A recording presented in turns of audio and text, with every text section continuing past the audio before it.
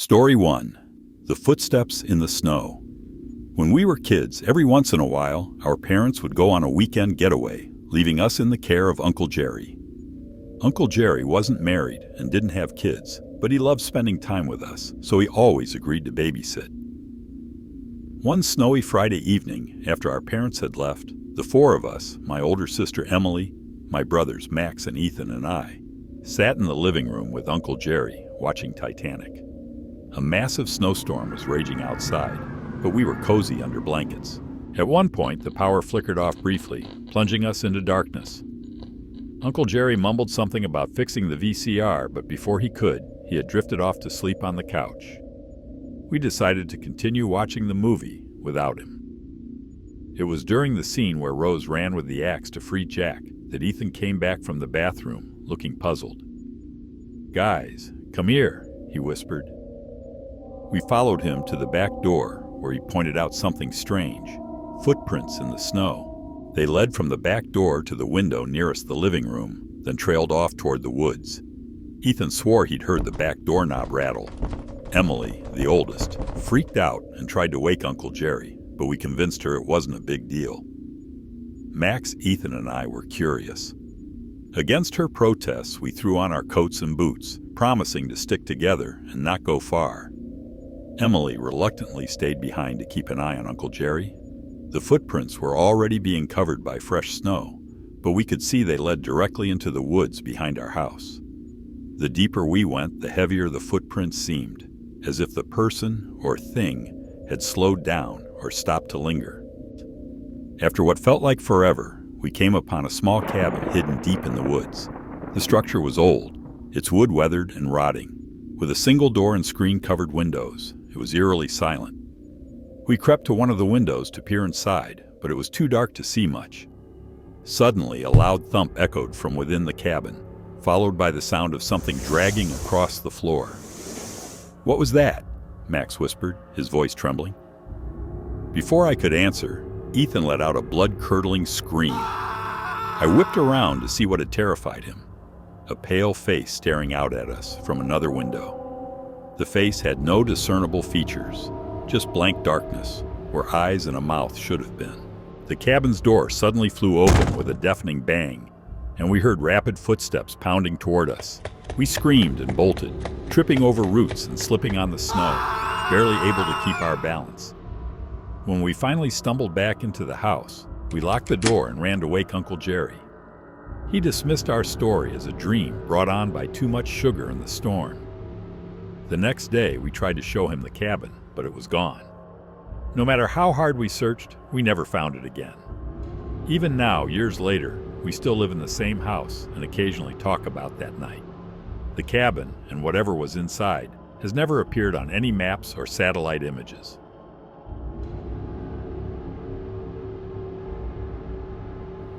Story 2. The Thing in the Pond. A few summers ago, my friends Nate and Brian joined me for a camping trip near Hollow Ridge National Forest. It was a spur-of-the-moment decision, a chance to escape the monotony of daily life. The spot we chose was idyllic, a secluded area by a serene pond surrounded by towering pines. The first day was uneventful but relaxing. We pitched our tents, built a fire, and spent the evening cracking open beers and joking about everything from embarrassing high school moments to the ghost stories we'd heard growing up. As the sun set, the forest grew eerily quiet, with only the crackling fire and occasional rustle in the bushes breaking the silence. As night fell, the pond became a mirror reflecting the flickering glow of our campfire. I was mid-laugh when Nate suddenly hushed us. His expression had changed completely, his usual carefree smirk replaced with a look of unease. "Do you guys see that?" he whispered, pointing toward the pond.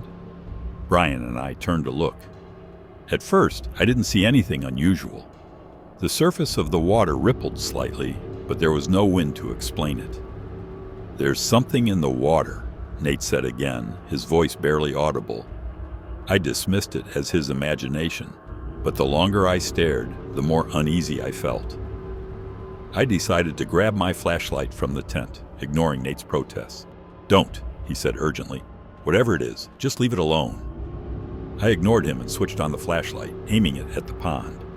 The beam illuminated the water, but nothing was there. No animal, no person. Just as I was about to turn it off, we all heard it. The unmistakable sound of something moving through the water. It wasn't the gentle splash of a fish or the slow ripple of a turtle. This was deliberate, like footsteps, each one heavier than the last. The water parted slightly, but whatever was causing it stayed just out of view. Nate turned off the speaker completely, and we sat in tense silence.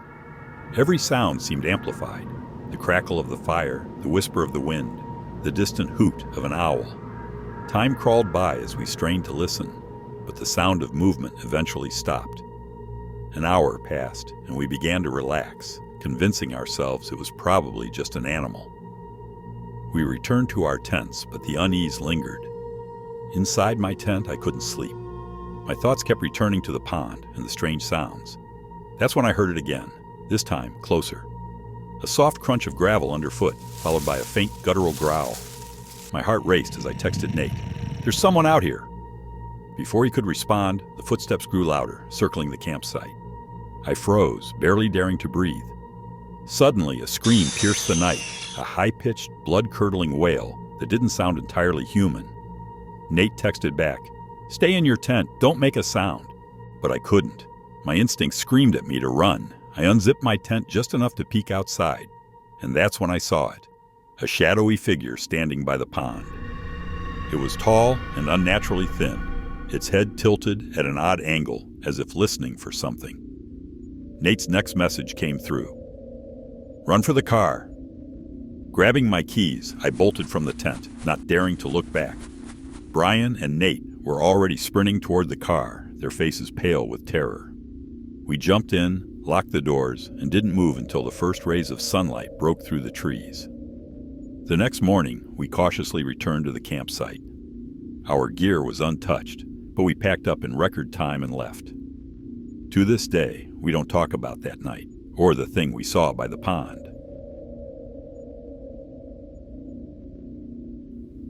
Story 3. The Whisper in the Woods. As a photographer and videographer, I've always loved capturing nature in its rawest forms. One rainy afternoon, I ventured into Cedar Hollow Forest, drawn by the promise of misty landscapes and the rhythmic sound of rain on leaves. The forest was beautiful, but eerily quiet. The rain muffled most sounds, leaving only the occasional rustle of branches or distant bird calls. I wandered deeper, taking pictures of the glistening trees and puddles reflecting the gray sky. It wasn't until I decided to head back that I realized I'd made a mistake. I was lost. My phone had no service, and the familiar trail I'd been following had vanished. Panic started to creep in as I trudged through the mud, trying to retrace my steps. An hour passed, and my frustration turned to fear. That's when I heard the first sound, a faint crunch of leaves behind me. I stopped, holding my breath. The sound stopped too. I told myself it was just an animal, maybe a deer or a raccoon. But as I continued walking, the footsteps resumed. They were deliberate, matching my pace. I spun around, my heart pounding, but the forest behind me was empty.